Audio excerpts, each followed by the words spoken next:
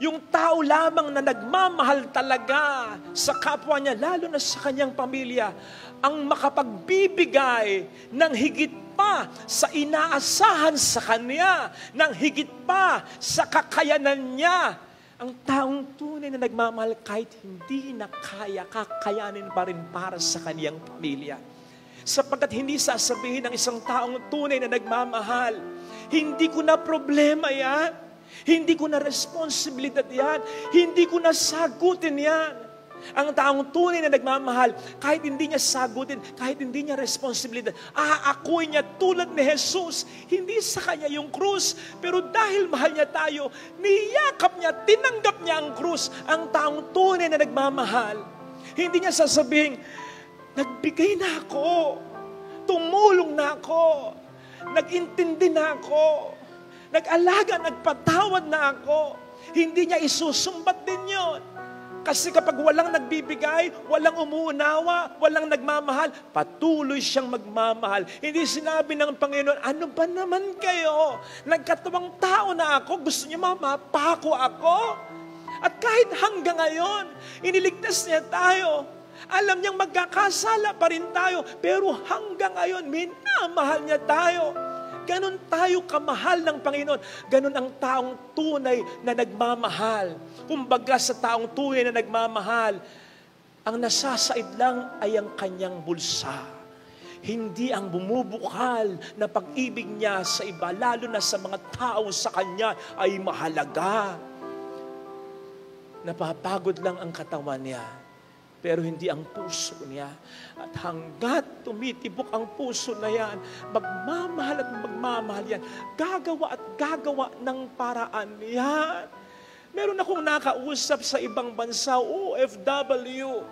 Ang laki ng kanyang problema kasi nawalan siya ng trabaho, nakaaway niya yung boss niya. Pero alam niyo ba, yung padala niya sa kanyang pamilya, ganun pa rin, hindi napapawasan. Sabi ko, bakit ganun? Sabi niya, ipon ko na lang, Father, yung pinapadala ko. Bakit hindi mo sabihin sa kanila na mayroong kang problema? Father, ayaw ko silang mag-alala. Isipin nyo nga yun. Ikaw yang nag-iisa. Sila dito yung sama-sama. Sila nga dito, tinatanong mo, may problema ba kayo? Sila ba natatanong nila, may problema ka? Ngayong may problema ka, sosolohin mo, sabagat ayaw mo silang mabigyan ng problema. Ikaw nga itong nag-iisa. Sabi ko sa kanya, iba kang magmahal, sobra. Sa taong tunay na nagmamahal, kulang ang salitang sobra. O hindi ba, yun yung parang tanong ni Liza. Di ba minsan tinatanong mo rin yun? Sa sobrang pagmamahal mo, ikaw na nga yung na-disappoint. Ikaw na nga yung nalungkot. Ikaw na nga yung puro ikaw na lang. Ikaw pa rin yung magtatanong. Kapag nag-draw kayong anak mo, kapag sinagot ka ng anak mo, kapag hindi magkasundo mga anak mo, kapag nagrereklamo pa ang magulang mo, kapag hindi nag-ipon yung asawa mo, hindi inipon yung mga nasave mo, yung mga kinita mo, kung parang kulang pa yung binibigay mo, minsan hindi mo napagbigyan, galit pa sa'yo, hindi ba't ikaw pa yung nagtatanong, saan ba ako nagkamali? Ano pa bang kulang ko? Ano pa bang dapat kong gawin? Ikaw na nga yung nagbibigay ng sobra-sobra, ikaw pa talaga yung magtatanong, ha? Ay, ganon ang taong nagmamahal ang sobra. Napakaswerte natin na mayroon tayong Diyos na ganito. Mas maswerte, mas mapalad tayo kung mayroon na tayong Diyos na ganito, mayroon pa tayong mahal sa buhay na ganito. Maliwanag ang sabi ng ating Panginoon. Walang lihim na hindi mabubunyag. Na po pwede nating itambal sa isa pang pahayag sa Biblia. Kung ano ang itinanim, yun din ang aanihin. So sa bawat pagtatanim, may ibinabaon kang pagkakasala. And do not expect na kung yung itinanim mo, isa lang din ang anihin mo. Kailan ka man nagtanim ng isang buto, tapos nang tumubo bilang puno at namunga, isang bunga lang ang bunga nito. No, marami. So yung isa, magbubunga ng marami. Ang dami mong tinanim. Bawat pagkakasala mo, nagtatanim ka. So imagine, yung magiging napakalaking epekto nito pagdating ng araw kapag nabunyag na ang lahat ng ginawa mo. Mga kapatid, tandaan natin, ang sinasabi ng ating Panginoon, katakutan mo, hindi yung kaya ka lang patayin. Ang katakutan mo ay yung pagkatapos kang patayin, ay makapagbubulit pa sa impyerno sa atin. I-paraphrase mo, kaya ibaligtarin mo. Para bang sinasabi ng Panginoon dito, ang i-please mo, huwag yung tao kundi ako. Ang mahalagang opinion na hindi naman yung opinion ng tao sa iyo eh. Kaya side comment lang, ano ngayon kung ganito ka? Ano ngayon kung ganun ka? Ano ngayon kung mayroong pagkakasalang nangyari sa iyo, kamali ang nangyari sa iyo, hindi mo naman kasalanan? Ano ngayon kung mahirap ka lang? Ano ngayon kung ganyan lang ang itsura narating mo? Basta mabuti ang tao, walang importante kundi ang opinion ng Diyos sa iyo, kundi ang opinion ng tao sa iyo. So please God and not man. Besides, kahit naman tayo magkasala, gaano man kantindi o gaano man karami, hindi nagbabago ang kanyang pagtingin sa atin. Unless, paninindigan natin ang pagkakasala natin, ibang usapan yun. Sapagkat bagamat ang Diyos ay Diyos ng mapagmahal, ang Diyos ay Diyos din na makatarungan.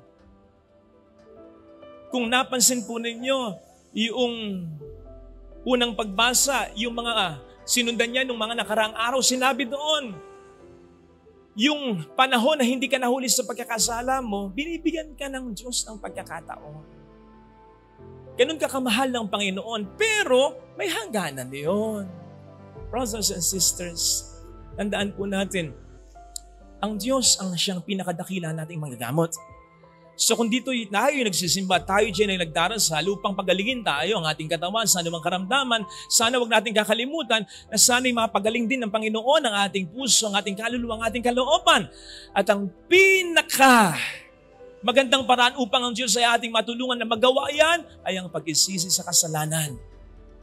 Ang sabi ng Panginoon sa mabuting balitang napakinggan, tayo'y mahalaga na kung ilalapat pa rin natin sa isang pahayag na sinabi ng Panginoon sa atin, bago pa man tayo humiling, sapagkat sinasabi dito ay kahit ang mga buhok natin ay bilang na lahat ng Panginoon natin, ganun tayo kahalaga.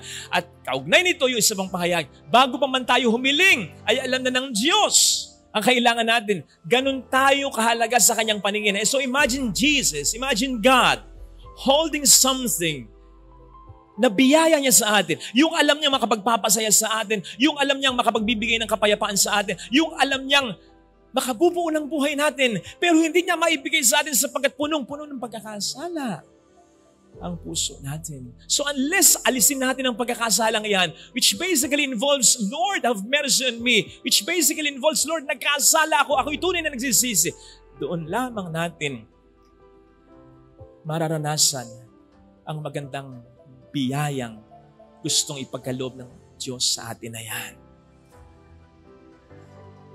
Sapagkat kung hindi, mas palalalain lamang natin ang ating sitwasyon. Kasama ng sitwasyon ng mga nakapaligid sa atin. Tandaan po natin, sa tuwing tayo gumagawa ng maganda, hindi lamang tayo ang pinagpapala, kundi ang iba, lalong-lalo na ating pamilya. Pero sa tuwing tayo nagkakasala, hindi lamang tayo, ang sarili natin ang binabaon natin sa pagkakasala, kundi pati na ang mga tao sa atin ay mahalaga. Kaya pwede ba? Magbago na.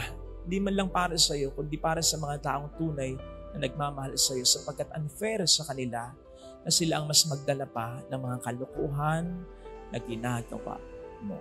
Diyos sana hilingin nating biyaya sa banal na pagdiriwang. Ang pag-unlad, pag-improve ng buhay natin, ng relasyong mga iniingatan natin, maging ng negosyo, maging ng trabaho, madalas ang breakthrough, ang improvement, ang road to fulfillment ay nagsisimula sa mapagkumbabang statement na nagkamali ako. Mali talaga yung sinabi ko. Mali yung desisyon ko. Mali yung ginawa ko. Makapangyarihan po ang mga salitang iyan.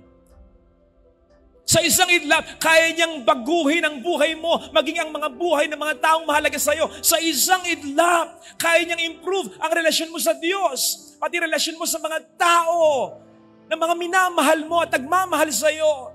Sa isang idlap, kaya niyang improve ang negosyo mo, ang trabaho mo, ang ministeryo mo, ang bukasyon mo. Sa isang idlap, kaya niyang i-magnet papunta sa iyo ang mga bagay at tao na itinadhana talaga ng Diyos para sa iyo. Sa isang idlap, kaya niyang alisin ang mga toxic na bagay at maging tao tao o relasyon sa buhay mo. Hindi mo kinakailangang alisin. Ang Diyos ang kusang mag-aalis niyan kung talagang aaminin mo na nagkamali ka na.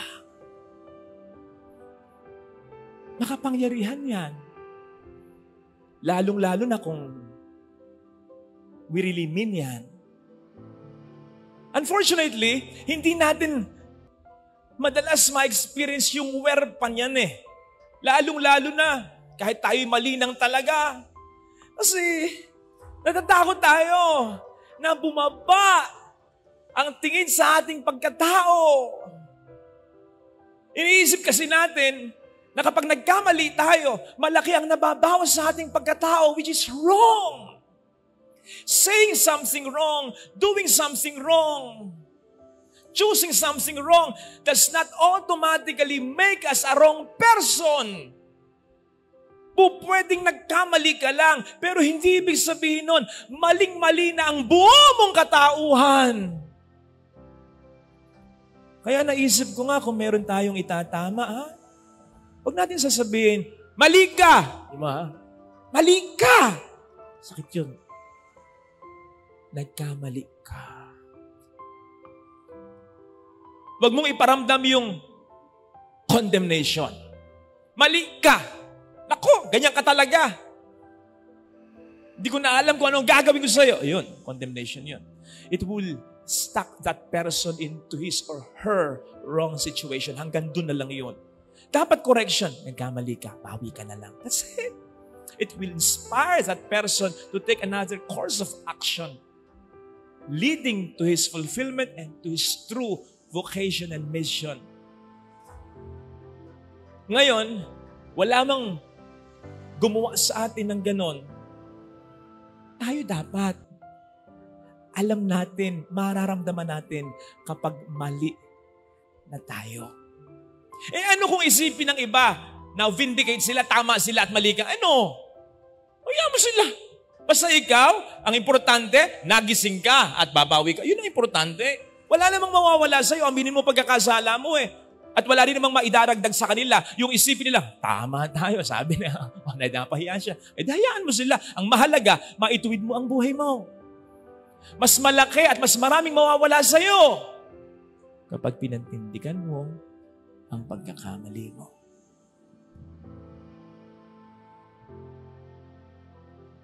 You see, iiyak at iiyak tayo sa buhay na ito. Maraming magpapaiyak sa atin. Pero please see to it, ng mga iyak na yan ay makabuluhan ha. Yung may maganda namang dahilan. Maunawaan ko pa yung bata, kung umiiyak kumakain si Buya. Kung umiyak yan dahil nagugutom, kung umiiyak yan dahil nauntog, kung umiiyak yan dahil natae, pero yung umiiyak na sibuyas, anak, hindi ako natutuwa sa iyo. Kasi dapat hindi mo iniiyak. Dapat hindi mo kasi kinakain yan eh. Diba?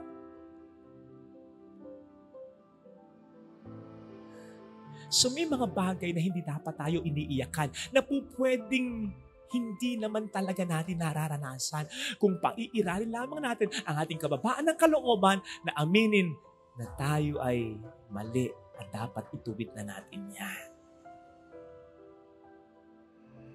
Well, pwede natin intindihin yung bata. Pwede natin intindihin yung bata. Baka iniisip niya, isa pa.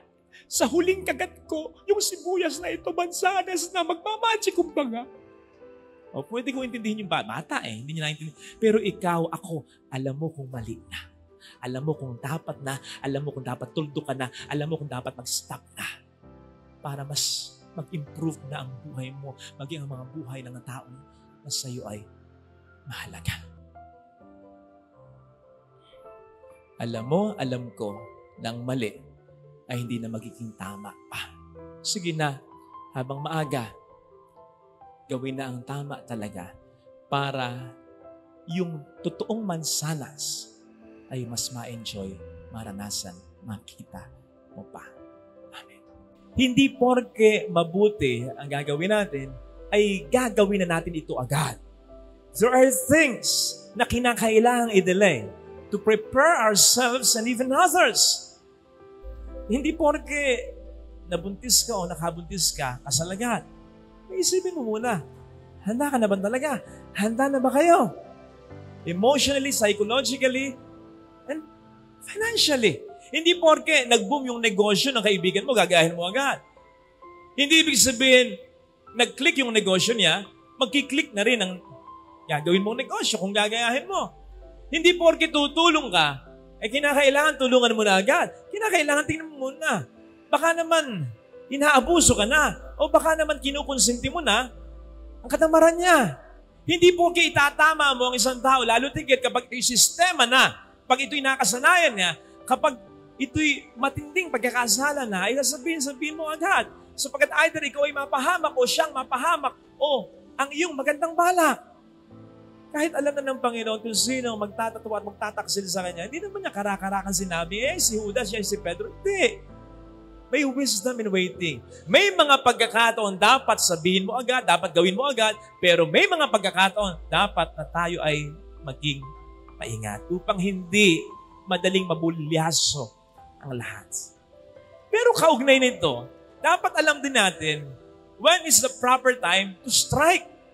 Ang ahas, kapag nandyan na ang kanyang biktima, ang prey niya, hindi po pwedeng magdalawang isip siya. Sapagkat suddenly, at once na nagdalawang isip siya, po pwedeng yung bibiktimahin niya ay makatakas na, o po pwedeng siya naman ang mabiktima. Hindi po pwede yun. Kaya dapat, kapag nandyan na ang perfect time to strike, strike agad. Ganun din sa ating buhay. Strike at once. At once we set aside our fears and seize the moment. Sapagkat ang pagkakataong yan ay po pwedeng hindi na bumalik. Kung bumalik man, po pwedeng hindi na masyadong kailangan. Hindi nga ba't may kasabihan, anin pa ang damo kung patay na ang kabayo.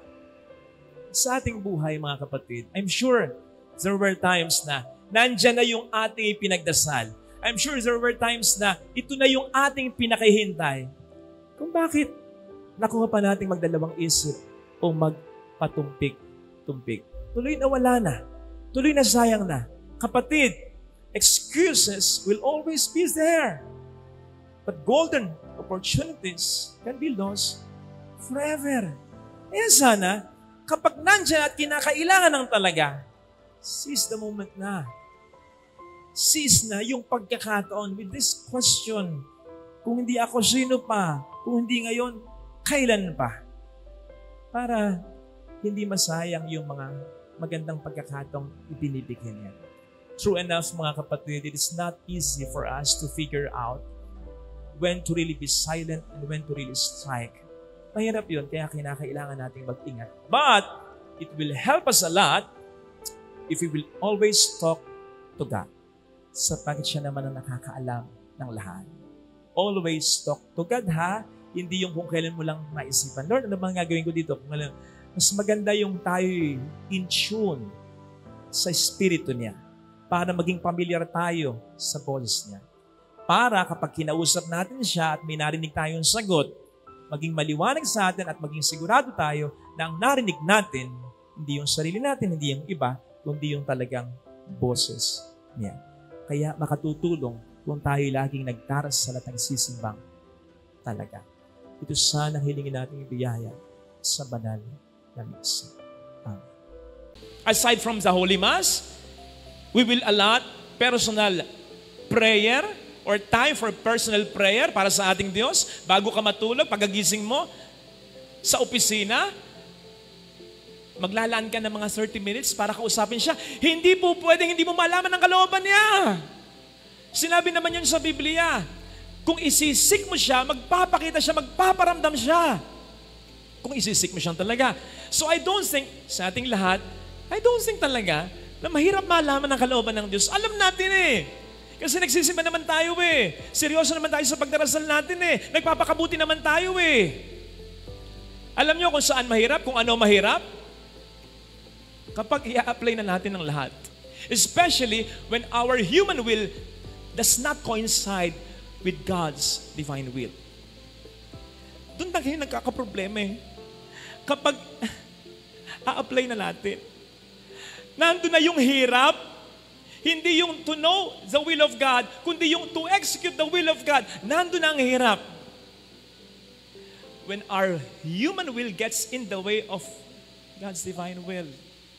Doon nagkakaroon ng problema. Doon natin hindi napaglilingkuran at nasusundan ng Diyos ng ganap. Hindi tayo nakapagpapatawad ng lubos, hindi tayo nakapagbibigay ng lubos, hindi tayo nakatutulong ng lubos, hindi tayo nakapagpapasensya ng lubos, hindi tayo pakabuting tao ng lubos.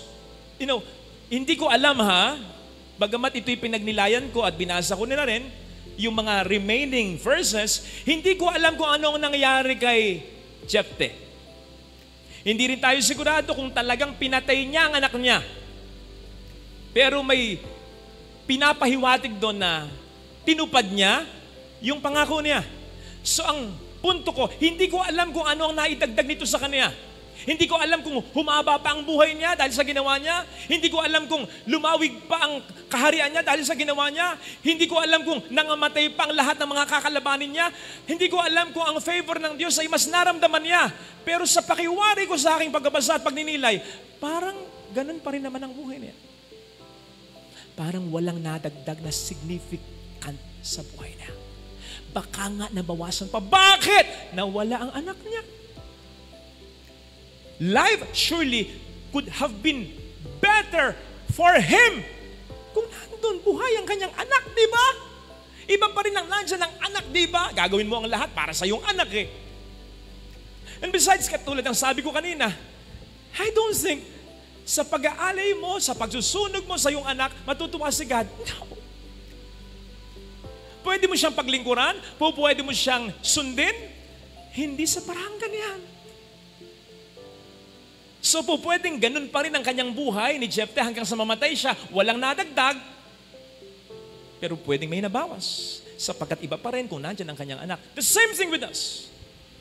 If we will not fully and wholeheartedly follow and serve Him, pwedeng wala namang mawala sa atin. I mean, lalo pat kung wala naman tayong gagawing masama, pero wala naman tayong gagawing sobrang buti, yung isasagad natin ng buti natin, ganun pa rin ang buhay natin. Life will go on. Ganun pa rin ang buhay natin. Ganun pa rin ang takbo ng negosyo natin. Ganun pa rin ang takbo ng trabaho natin. Ganun pa rin ang takbo ng ministeryo natin. Magiging boring. Walang adventure.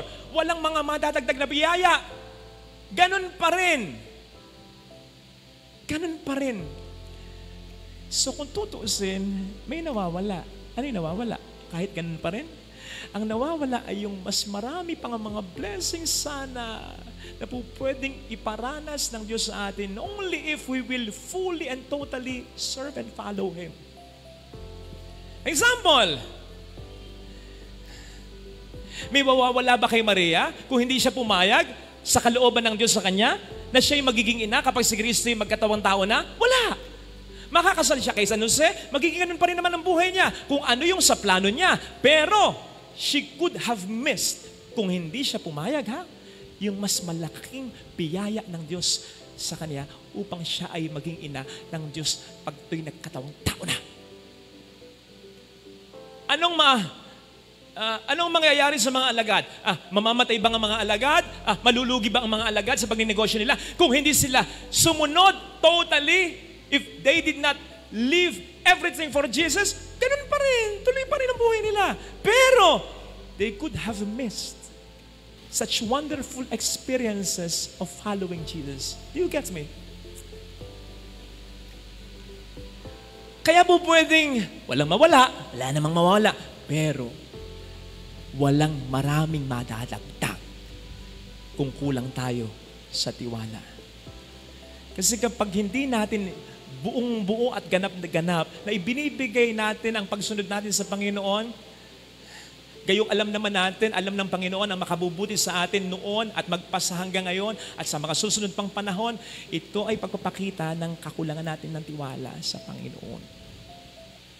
Brothers and sisters, tama na mahirap to serve God and to obey God fully, wholly, and totally. Pero tandaan po natin, ito ay para sa atin ding mga sarili. Because when we serve and follow God totally, fully, and wholly, He will lead us to the place where we should be, the best place where we should be, to the best people whom we should be, and to the best person He intends us to become or to be. Kaya huwag sana tayong mag-atubili in serving Him and following Him totally. Kahit hindi tayo regular na nananalangin, He will still guide us. He will still bless us. Kaya nga may mga blessing tayong tinatanggap na hindi naman natin hinihingi sa pagdarasal eh. Kaya kahit na hindi tayo nagdarasal regularly, personally, He will still guide us. He will still bless us. Pero I think, limitado lang. Iba pa rin yung tayo'y nagdarasal. Sapagkat iba pa rin yung kapag binigyan niya tayo ng grasya, alam natin na ito talaga'y galing sa Kanya at hindi dahil sa ating kakayanan lang talaga. Sapagkat more than the blessing that we are asking, ang importante sa Panginoon ay ang karakter natin. Kung makatutulong yung grasya upang mabuo ang mabuting karakter natin, ibibigay niya. Kung hindi makatutulong, hindi niya ibibigay. And so, mas magandang regular tayong nagdarasal upang sa ating karakter maging malinaw sa atin na mga blessing na tinatanggap natin ay hindi dahil sa tayo'y magaling, kundi dahil sa ito ay blessing ng Diyos sa atin. Upang hindi tayo maging mayabang. May mga nagrereklamo minsan sa akin ng mga magulang. Kasi yung anak daw nila, kung sumagot gano'n na lang, sila pa daw ngayon ang pinagsasabihan. Father, ito ang exact words nila. Dahil ba nakapagtapos na sila? Dahil ba nagbibigay na sila? Dahil ba kumikita na sila? Ganon ba? Oo nga, ano? In the first place, sa mga anak na tulad ko, ha? Kung tayo man ngayon ay nakapagtapos na, kung tayo man ngayon ay kumikita na, kung tayo man ngayon para sa ating mga magulang ay nakapagbibigay na, hindi nga ba't ito'y dahil pa rin sa kanila? Hindi nga ba kung ano ang meron tayo ngayon na ibinibigay natin sa kanila, hindi naman din lahat. Bagamat sila, dati, kung anong meron sila, binibigay sa atin lahat-lahat. So yung binibigay natin na konti lang, kung tutuusin ha, interest na lang, tubo na lang ng kanilang mga pagsisika para sa atin nung nakaraan. Kaya huwag tayong magmamayabang, lalong-lalo na sa magulang. Sa katunayan, kung kaya pa ha, kung kaya pa ng ating mga magulang na sila pa rin ang magtrabaho, sila pa rin ang magbigay sa atin. Kahit na tayo nakapagtapos na, kahit na tayo'y dalaga at binata na, kahit na tayo may trabaho na at kumikita na, kahit na tayo ay may mga asawa na, kayo lang pala. Kahit na tayo'y may mga anak na, kayo lang pala. Gagawin ng mga magulang eh. Kung kaya pa nila ha. Kasi sino ba naman ang magulang na gustong umasa sa mga anak nila? Hindi sila sanay ng ganon. At kung may choice sila, kung kaya pa ng katawan nila, yun ay gagawin nila, maniwala ka. Huwag ka lang magiging mayabang lalong-lalo na sa kanila. Isipin po ninyo, hindi ba may mga magulang na kahit matanda na, ay nagtatrabaho pa? Kahit napagtapos na nila ang mga anak nila, at kahit pa sabihin ang mga anak nila ay nagbibigay naman din sa kanila, bakit pa nagtatrabaho yan? Anong madalas na rason yan? Tanungin mo, sasabihin, naglilibang lang. Naglilibang ka? Ilang taon mo nang ginagawa yan? Sigurado rin nabuburingan ka na dyan. Baka humina yung katawan ko kapag hindi ako nagtrabaho. Bakit? Yan lang ba ang uri ng trabaho? Mag-exercise ka tuwing umaga, mapapagpag ang katawan mo. Diba? Mamasyal ka. Mapapagpag din ang katawan mo. Kaya, nanay, tatay, na mga matanda na nagtatrabaho pa rin para kumita, wag ako. wag ako ang lokohin nyo. Hindi nyo ginagawa yan para may gawin lang. Hindi nyo ginagawa yan para malibang lang. Hindi nyo ginagawa yan para lamang din na manatiling malakas ang inyong katawan. Ginagawa nyo yan para kahit papaano makapag-ipon. Kasi ayaw nyong istorbuhin, abalahin, o perwisyuhin ang inyong anak pagdating ng panahon. Imagine that. Imagine that. Ngayon pa lang sila mag-iipon. Ngayon pa lang. Ang tagal na nilang nagtatrabaho. Ngayon pa lang sila mag-iipon kasi yung mga kinita nila, lahat-lahat ng mga nakadaang taon, ibinigay sa iyo, sa atin, ng mga anak nila. So ngayon pa lang sila mag-iipon talaga. And mind you, yung ipon nila, sa iyo rin mapupunta sa oras na hindi naman nila kailanganin talaga. Makikita mo yan, nakabangko. Makikita mo yan, nakasaksak dun sa may sofa. Makikita mo yan, nakaplastic, nakasupot. Makikita mo yan sa ilalim ng kanilang kama. Pati yung mga binibigay mo, niipon nila. Kasi sa iyan talaga, mainam na lamang at sila yung naaalala. Kaya sana, huwag tayong maging mayabang sa kahit kanino. Lalong-lalo na sa Diyos, lalong-lalo na sa ating mga magulang. Kasi tuturuan tayo ng leksyon ng Diyos pagkanyan. Ibinababa ng Panginoon ang mga mayayabang, lalong-lalo na, at ininsinuate ng Diyos ito, lalong-lalo na ang anak na nagmamayabang sa magulang. Ito sana mga kapatid ng ating ipagdasal sa ating manalamin sa bilang isa sa pangunahing mensahe ng mahal na binan ng Fatima. Bukod sa mga ibang mensahe na niya, yung magdasal tayo sa Diyos. Magkaroon tayo ng utang na loob sa Diyos. Humingi tayo ng lakas sa Diyos upang hindi tayo mag-alala tulad ng sinasabi sa ating mabuting balita ng ating Panginoon Jesus. At higit sa lahat, upang manatili tayong mababang loob. Knowing, realizing, and believing na ang lahat ng mga mabuting bagay ay galing sa Diyos. Galing sa Diyos, pinadadaan niya sa mga tao, lalo tigit sa nanay at tatay mong nagsakripisyo. Anak ka ng Diyos. Ikaw ba gusto mong nagmamakaawa pa ang anak mo sa'yo?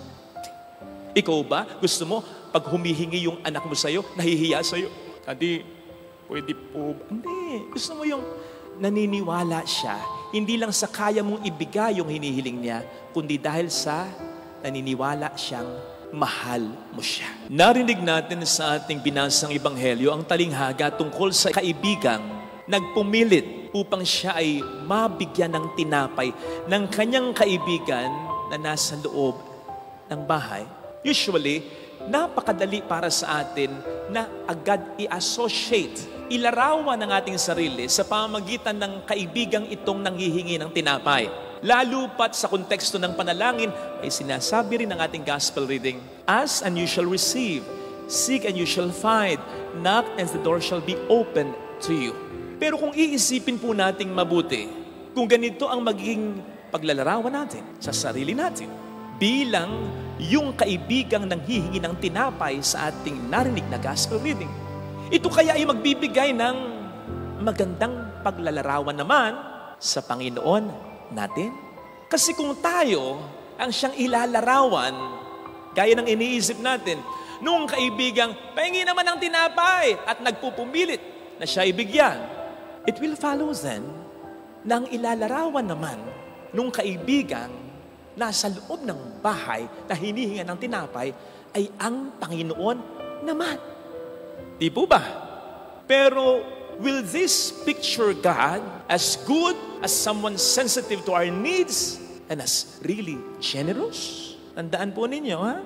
Kung ang Diyos ay ilalarawan lang nung kaibigang hinihinga ng tinapay sa loob ng bahay, tandaan ninyong yung kaibigang napakinggan nating hinihinga ng tinapay na nasa loob ng kanyang bahay ay napilitan lang kaya nagbigay. And so he was moved not by his friends' dire need, but because of his friends' persistence. Kung hindi pa napilit, kung hindi pa nakulitan, baka nga, kung paglalaruan po natin yung eksena, yung kaibigang napilitang magbigay ng tinapay, baka nung ibigay yung tinapay, sa kanyang kaibigang pumilit sa kanya, ay sinabi pa, ayan ay tinapay mo, isaksak mo sa baga mo. Tulog na kami, sabi ko na sa'yo, hindi na ako makapakapang, pinilit mo pa ako. Ayan tuloy, nagising yung mga anak ko, pating mga alaga kong hayop. Hirap maghalbol ng tulog.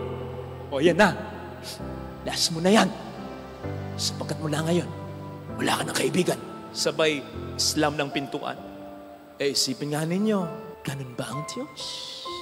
Ang Diyos ba kumikilos? Hindi dahil tayo may matinding pangangailangan, kundi dahil siya'y napipilitan lang na pagkatapos magbigay, baka tayo pa'y pagalitan.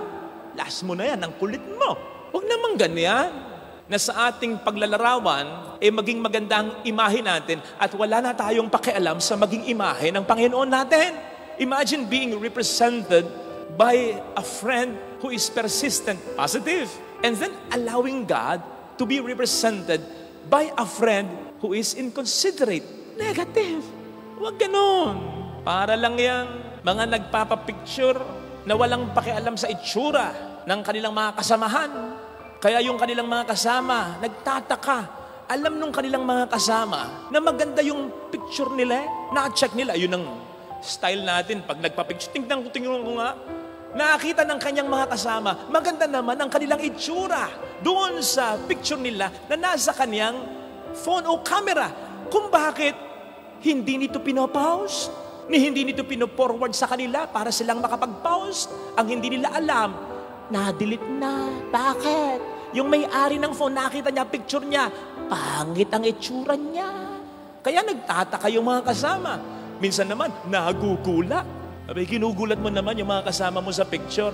Kasi, ba't baka ganito ako? Ba't ganito itsura ka? Ba't napaka-blurred ka? Bakit nakatabingi ako? Ba't hindi ako nakatingin sa camera? Nakaw! Kaya pala, ang ganda niya. Ayun, kaya mo pinost. Maganda ka, kahit pangit sila. Huwag ganun, Mars. Pagiging makasarili yun Huwag namang ay itsura mo lang ang mahalaga. Pahalagahan mo rin ang itsura nila. Kung ganun lang pala, magpa-picture ka na lang ng solo. Di ba? Kung sasama ka pa, picture mo lang pala ang mahalaga. Parang ganito ang ginagawa natin. Kapag ang gagawin natin sa Ebanghelyong narinig natin ay paglalarawan lang sa Diyos at sa atin. Lilitaw na tayo ang mabuti. Tayo ang mainam. At inconsiderate, insensitive, masungit ang Panginoon natin. Huwag ganon. Besides, ang gamit po ng talinghaga ay hindi lang paglalarawan Hindi lamang ito ilalarawan mo, halimbawa, yung mga tauhan sa talinghaga, ilalapat mo sa tunay nating karanasan. Iyon madalas ang function ng talinghaga.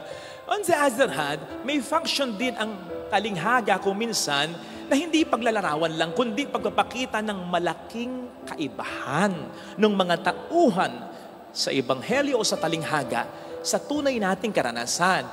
In the case of the gospel reading today, hindi ito paglalarawan lang.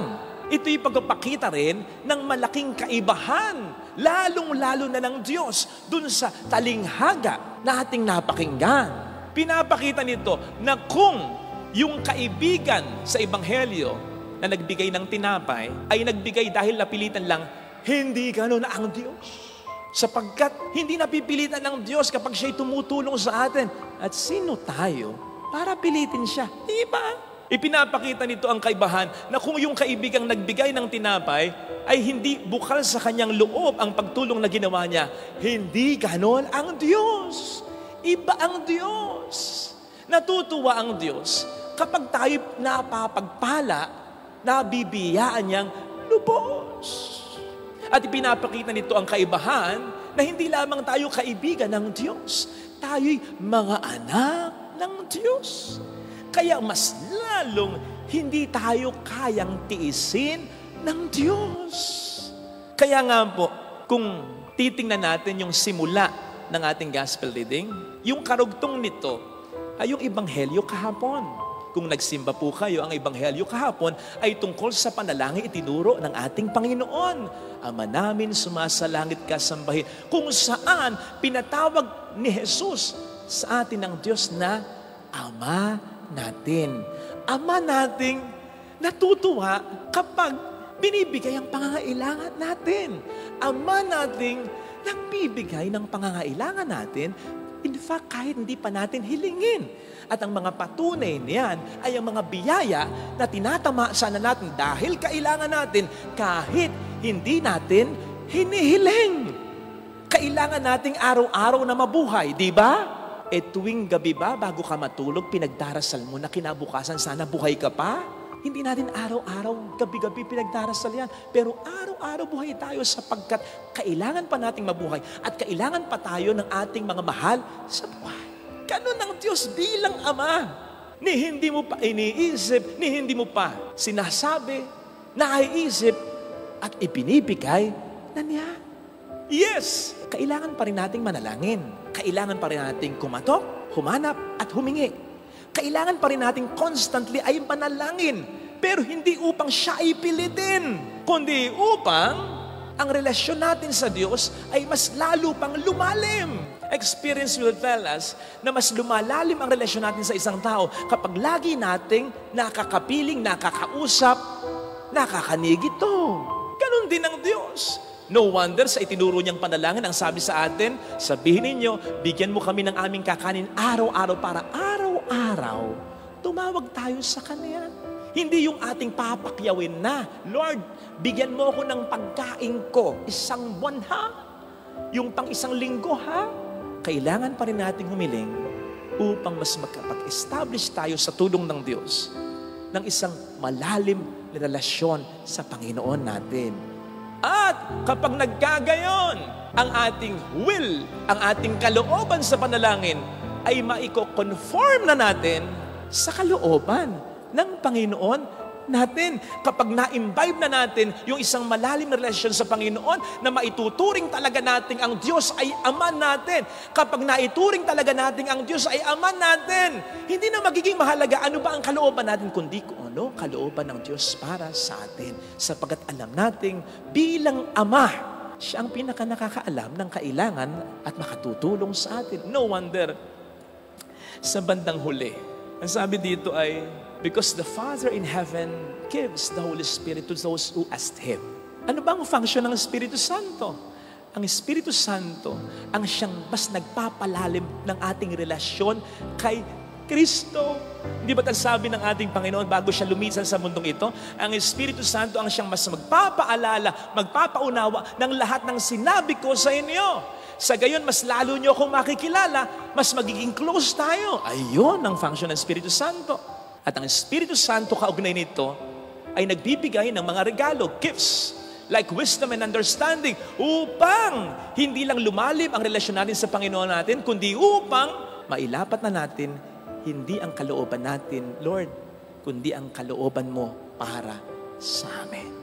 In that way, hindi na mangyayari na sa kahit pangitain natin, kahit sa pag-iisip natin, ay magiging mas maganda na ang image natin kaysa sa image ng Panginoon natin. Hindi na mangyayari yun. Sapagkat maunawaan na natin na kung nagnanais tayo na matupad ang mga hinihiling natin, ganun din ang Panginoon natin. Na kung nagnanais tayo sa ating mga panalangin na maganda ang mangyari sa buhay natin, ganun din ang Panginoon natin. Na kung mabuti tayo, mas mabuti kayo sa atin ang Panginoon, ang Ama natin. Kaya nga, hindi naman sinabing, beg and you shall receive. Ang sabi, humingi lang. Hindi mo kailangan magmakaawa sa Diyos. Humingi ka lang araw-araw. Lord, bigyan mo po kami ng aming kakanin sa araw-araw. Hindi, Lord, sige na. Hindi mo kailangan gawin yan. Kasi hindi mo kailangan pilitin ng Diyos. Kasi ang Diyos ay sensitibo sa pangangailangan mo, anak ka ng Diyos. Ikaw ba gusto mong nagmamakaawa pa ang anak mo sa'yo? Ikaw ba gusto mo pag humihingi yung anak mo sa'yo, nahihiya sa'yo? Hindi, pwede po ba? Hindi. Gusto mo yung naniniwala siya, hindi lang sa kaya mong ibigay yung hinihiling niya, kundi dahil sa naniniwala siyang mahal mo siya. Minsan ay nasabi ko na hindi naman na-move ang Diyos. Hindi naman natatouch ang Diyos Kapag pinangangalandakan natin sa Kanya, mahal kita, mahal kita, mahal kita. Mas natatouch ang Diyos kapag naniniwala ka na mahal ka niya. Sapagkat yung pagmamahal mo sa Kanya, pwedeng pagdudahan pa. Pero yung pagmamahal ng Diyos sa'yo, hindi mo kinakailangang pagdudahan. Sigurado yan. And besides, kung kayong mga ama na hinihinga ng inyong mga anak dahil naniniwala silang may kapangyarihan kayong ibigay ito at may pagmamahal kayo na ibigay ito, mapapahindian nyo ba sila? Kung mapahindian nyo man sila, di ba't bumabawi kayo sa ibang bagay sa kanila? O, yun ang sinasabi sa Ebanghelyo. Kung kayong mga ama na makasalanan, may sumpong, selfish kung minsan, puro trabaho kung minsan, walang amor sa inyong mga anak kung minsan, bumabarkada ba kung minsan hindi family man, kung kayong mga ama ay mabuti sa inyong mga anak, gaano pa kaya ng inyong amang na sa langit? Ito sana ang hilingin nating biyaya sa ating panalapagdiriwang upang sa bawat paglapit natin sa Panginoon sa ating panalangin, maniwala tayo na may maganda na agad na nangyayari at may maganda pang mangyayari sa atin. Sapagkat ang tinatawagan natin ay Ama nating nagmamahal sa atin.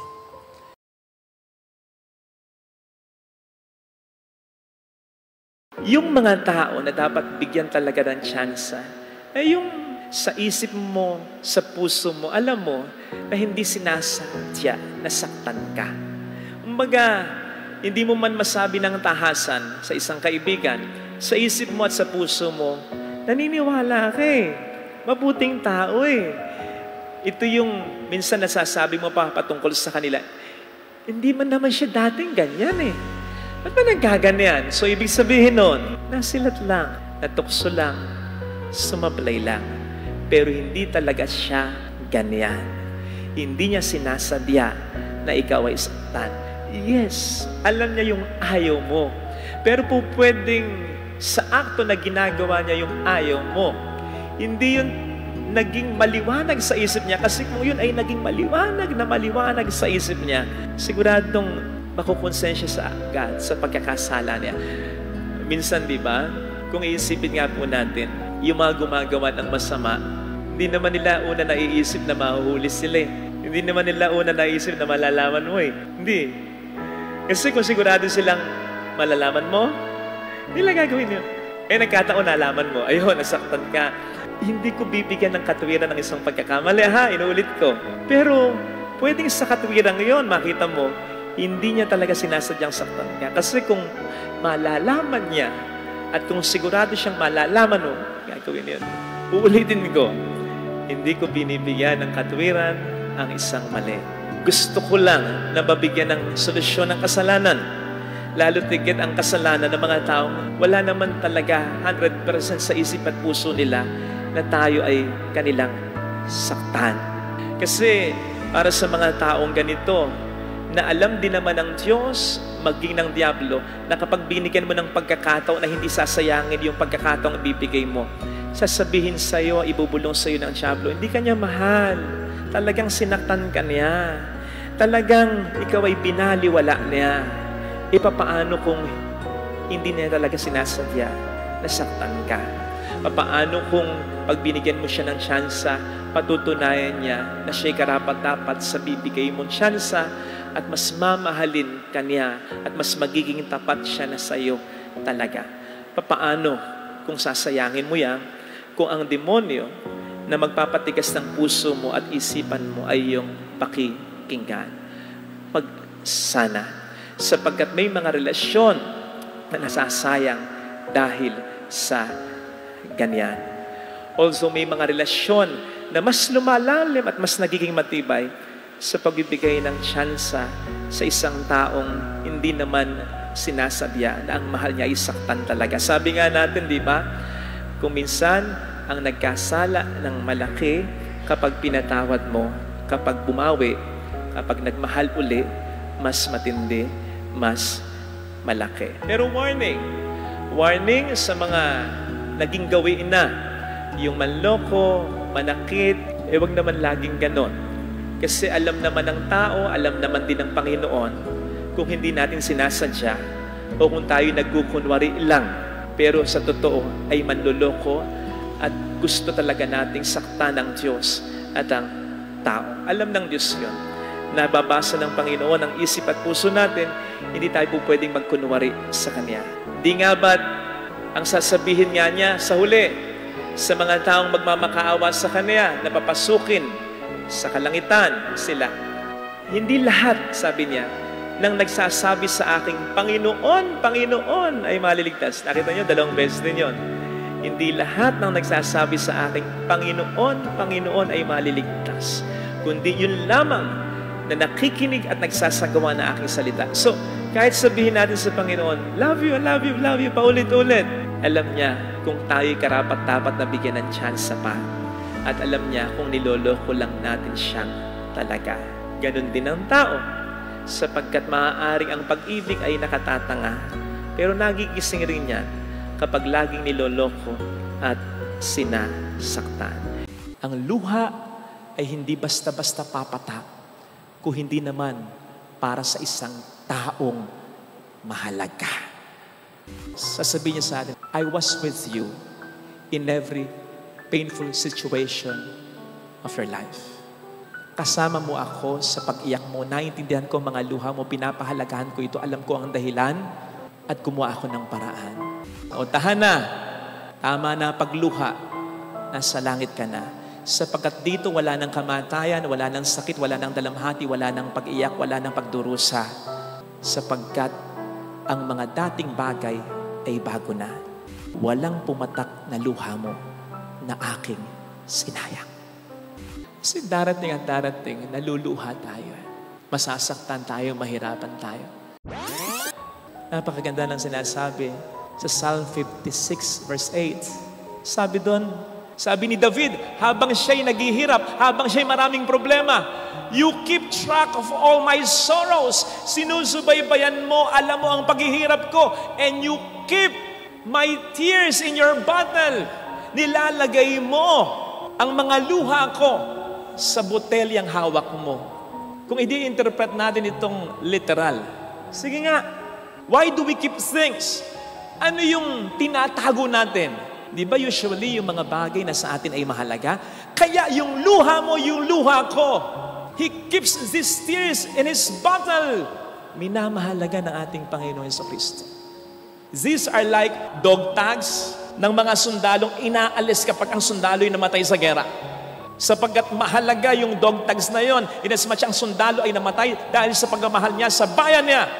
Ang luha ay hindi basta-basta papatak kung hindi naman para sa isang taong mahalaga. Kaya, ang maganda ditong makita natin, that God is very much aware of what we are going through. Hindi siya katulad ng iba nating mga kahit close na kaibigan na kinakailangan mo pang i-explain sa kanya kung bakit ka umiiyak. Kasi the moment na pumatak ang luha mo dahil nagmamahal ka at nasaktan ka para sa minamahal mo, yung mga luhang yan ay para bang magkukorteng mga letra na at bubuo ng mga salita, mababasa na niya ang dahilan ng iyong mga pagluha. After all, ganun din naman, sabi nga ng kasabihang, ang hindi natin mabanggit sa pamamagitan ng salita dahil ikaw ay bigat na, siguradong babanggitin mo sa pamamagitan ng mga luhang papatak mula sa mga mata mo. And God values that. Hindi siya katulad ng iba na hindi ka mag-explain kung bakit ka umiiyak, hindi ka pipilitin. O yung umiiyak ka man, sasabihin mo sa kanya dahil kasi ganito, ganun ba? Hanggang doon lang. Parang nakichismis lang. Hindi ganun ang Diyos. Gagawa siya ng paraan para sa luha na yan. Ikaw ba? Para sa taong tunay na minamahal mo? Lalong-lalo na para sa anak mo. Wala kang gagawin kung alam mong mahalaga ang niluluha nito, ang Diyos pa kaya ang manahimik na lang sa ating mga pagluha? Not just that, gagawa siya ng paraan. Again, kung i-interpret natin literal yan, ano ang gagawin niya sa botelyang yan? Sa botelya ng mga luha natin yan. Sa palagay ko, pagharap natin sa Kanya, pagpasok natin sa kalangitan, itong isa sa mga isasalubong niya sa atin. Yung botelya ng mga luha na yan.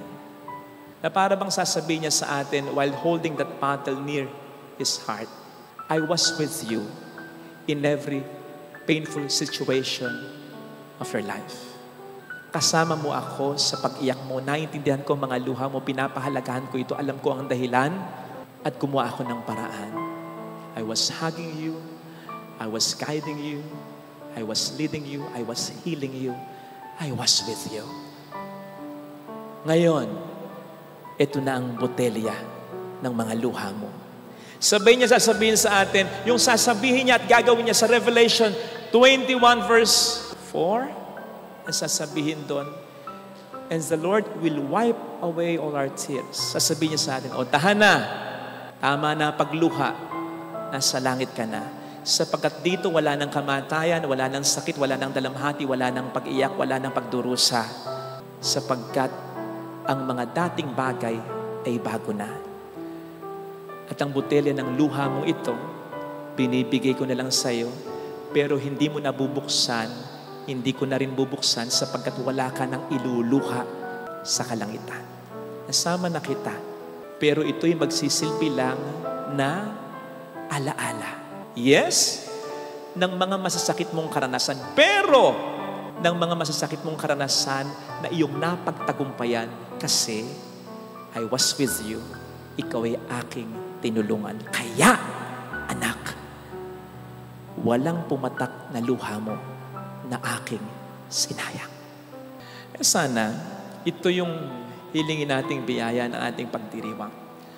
Kasi darating at darating, naluluha tayo. Masasaktan tayo, mahirapan tayo. Para tulad ng mahal na ina, lumuluha man tayo, matatag tayo. Tingnan niyo ang ating mahal na ina. Namamatay sa harapan niya yung anak niya. Nag-hysterical siya. Hinimatay siya. Hindi. Matatag siya. Bakit? Sapagkat alam ng mahal na ina na dahil pakikihati lamang niya sa anak niya yung paghihirap niya, na dahil mahal na mahal niya ang anak niya, sa mata ng Diyos, hindi masasayang ang dalamhati at ang luha niya. Kapatid, kung ang kaparehasong kahoy nagkaroon ng halaga sa mata ng Diyos dahil sa pagmamahal ni Jesus, ang kahit isang patak ng luhang yan, mahalaga yan sa mata ng Diyos. Kung yan ay pumatak dahil sa pakikihati mo sa kanyang paghihirap, dahil naghihirap ka para sa pamilya mo, naghihirap ka para sa minamahal mo, naghihirap ka para sagipin at iligtas sa ngalan na Kristo ang isang tao o ang buong pamilya mo. Hindi walang kwenta, may halaga ang bawat luha na yan. Hindi masasayang, may magandang kapupuntahan. Para bang magmimistulang mga tubig lang talagang pandiling ng halaman papunta sa buhay na walang hanggan. Ito sana ang hilingin nating biyaya sa ating banal na pagdiriwang. Nangakong magbabayad sa iyo ng utang, pero hindi na nagparamdam. Nangakong ikaw lang ang kanyang mamahalin, ang kanyang bebe, habang buhay. Pero ayun, sumakabilang bahay, nangakong ang iyong anak ay mag-aaral ng mabuti. Ayon, nagwalwal ng mabuti. Nangakong tutulungan ka, pero nganga ka na. Nasaan na? Puro mga salita, walang gawa. Ano ba ang halaga ng salita kapag walang gawa? Hindi wala. Nangako ka sa Diyos na magbabago ka na. Tatalikdan mo na yung kasalanang hindi mo matalikuran. Pero nagawa ba? Mas mainam yung well done kesa sa well said lang. Narinig natin sa ating mabuting balita ang talinghaga ng dalawang anak na kapwa inutusan ng kanilang ama na magtrabaho sa ubasan. Pero magkaiba sila ng naging katugunan. Yung panganay na anak, nung una, he said no. Pero nagbago. Yung pangalawang anak, nung una, he said yes. Pero hindi naman pinanindigan ito. Kaya madaling sabi, ang talagang sumunod sa ama, yung una at hindi yung pangalawa. Ngayon, sino man sa atin ay pupwedeng isimbolo ng dalawang anak na ito. Halimbawa, unahin natin yung nakababatang anak. Tayo man kasi ay umoo. Nag-yes tayo sa Diyos at sa ating kapwa-tao. Tanong, napapanindigan ba ito Nangako ka sa Diyos na magbabago ka na. Tatalikdan mo na yung kasalanang hindi mo matalikuran. Pero nagawa ba? Nangako maglilingkod sa bayan. Nang nakaupo na, nagnanakaw na lang. Nangakong magbabayad sa iyo ng utang. Pero hindi na nagparamdam. Nangakong ikaw lang ang kanyang mamahalin, ang kanyang bebe, habang buhay. Pero ayun, sumakabilang bahay, nangakong ang iyong anak ay mag-aaral ng mabuti. Ayon, nagwalwal ng mabuti. Nangakong tutulungan ka, pero nganga ka na. Nasaan na? Puro mga salita, walang gawa. Ano ba ang halaga ng salita kapag walang gawa? Hindi wala. Kaya nga ito ang isa sa nakikita kong dahilan kung bakit, pasensya na, sa mga nagpapakasal, dinidiscourage na, kundi man binabawal, yung mga personal vows. Alam niyo yung personal vows, di ba? Yung ginagawa ng mga couples. Tapos sinasabi nila yung mga sweet messages nila sa isa't isa na naririnig ng madlang people. Yung, nakaka-touch, di ba? Minsan, bawal na. Bakit? Bukod sa yan ay nakasisira ng flow, nakasisira ng liturhiya, nakasisira ng totoong essence at meaning ng kasal. Bukod dyan, yung church vows, okay na. Yung traditional vows, okay na. Tingnan nyo ha, sa harap ng Diyos at ng kanyang bayan, at may kalapati pa, tinitipan kita upang maging aking asawa sa hirap at ginhawa, sa dusa at ligaya. Ikaw lamang ang aking iibigin at itatanging karugtong ng aking buhay, ngayon at kailanman. O diba? Pati kalapati kinilig. Okay na yan eh. In fact, yung I do nyo lang, okay na. Sapat na. Lalo pat tututuhanin yung talaga. Yung mga magagandang salita, alam nyo, nakababago lang yan ng pakiramdam natin sa buhay. Pero yung mga magagandang gawa na patunay ng magagandang binitawang salita, ang binabago niyan ay mismong buhay ng tao. Because our tongue doesn't get things done. Mas mainam yung well done kesa sa well said lang. Ay, ang tip ko, maisingit ko lang sa sermon ko. Kung gusto niyo yung traditional vows na yan ay maging heartfelt, maging parang personal vows ang datingan. Suggestion ko lang ha, kabisaduhin niyo.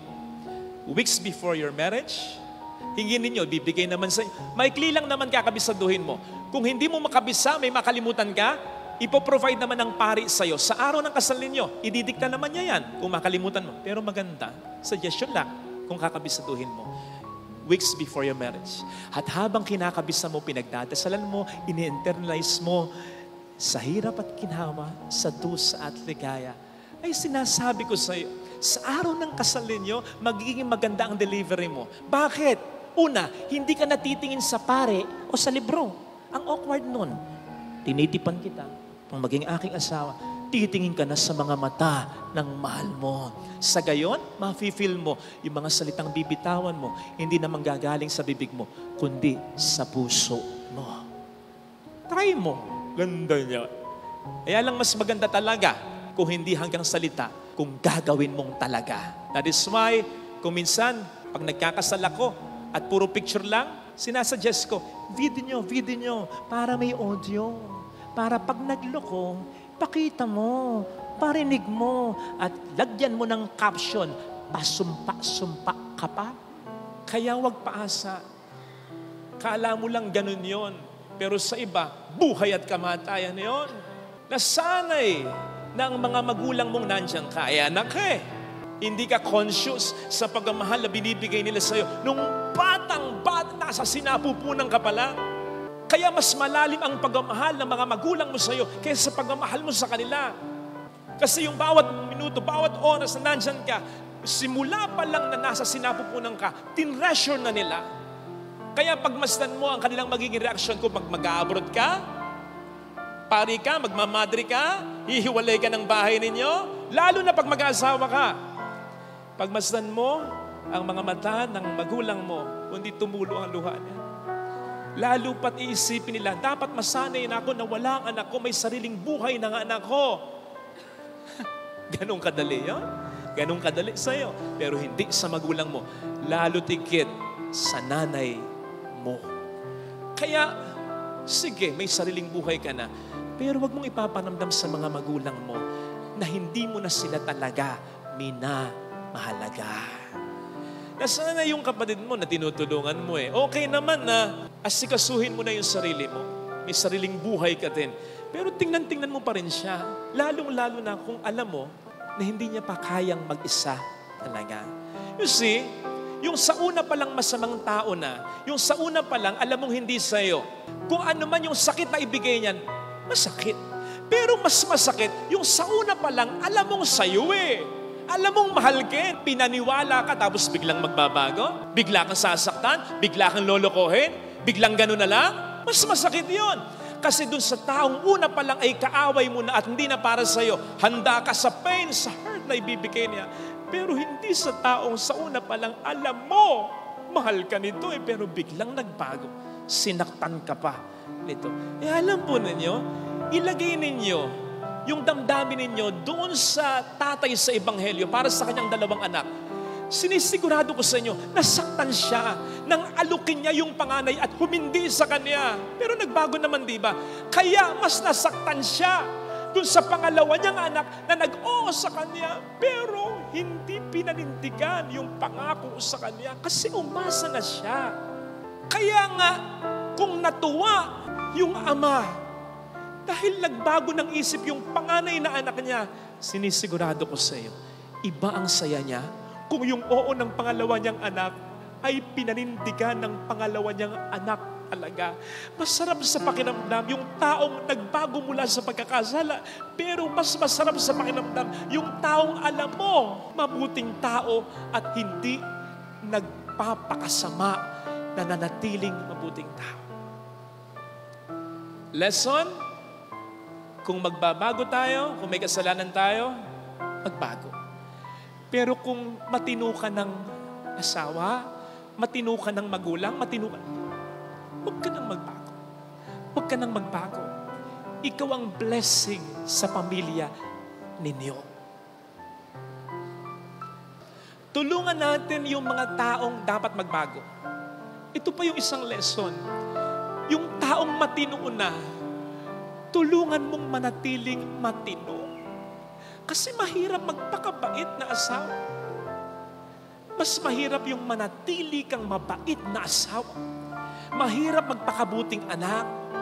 Pero mas mahirap yung manatili kang mabuting anak at kapatid. Napapagod din yung mga yan. Nahihirapan din yung natutokso rin yung mga yan. May sariling buhay din yung mga yan. Kaya encourage them, be proud of them. Kapag may narinig ka, kumpare ninyong nagloko, yung asawa mo, alam mong faithful sa'yo, ano ba naman yung, salamat ha? Salamat, hindi ka ganun. Yung meron kang kumare, yung anak pasakit ulo, alam niya ng anak mo, nagkatinginan kayo, ano ba naman yung, thank you anak, salamat sa pagpapakatino mo. Encourage them. At sana, lalong-lalo na sa pamilya natin. Kasi may mga kakilala ko, nagloko yung tatay. Aba, yung amor ng mga anak, mas nandun sa tatay, hindi sa nanay. Matuwa kang nagbago yung tatay mo, pero iparamdam mo sa nanay mo. Ganun na lang, mas proud ka sa kanya kasi matino siya. Yung isa mong anak, nagloko, napatawad mo, nagbago. Okay yun. Pero, iparamdam mo dun sa anak mo, hindi nagloloko, na mas proud ka dito. Kasi walang sinasayang na pagkakataon at hindi ka sinasaktan. Come on, mga kapatid. Pahalagahan natin yung mga taong tumutulong sa atin sa huli. Yung mga taong nagbabago sa huli. Pero wag mong kakalimutan, yung sa una pa lang, tinutulungan ka na. Yung sa una pa lang, mabuti na hanggang sa huli. Bibihira yung mga taong ganyan. Ang pangkaraniwan, nagkasala, nagbago. Pero yung mula una hanggang huli, hindi nagbabago, nagpapakatino para sa'yo. Iba yan. Blessing ng pamilya yan. Ito sana ang hiling nating biyaya sa ating banal na pagdiriwang.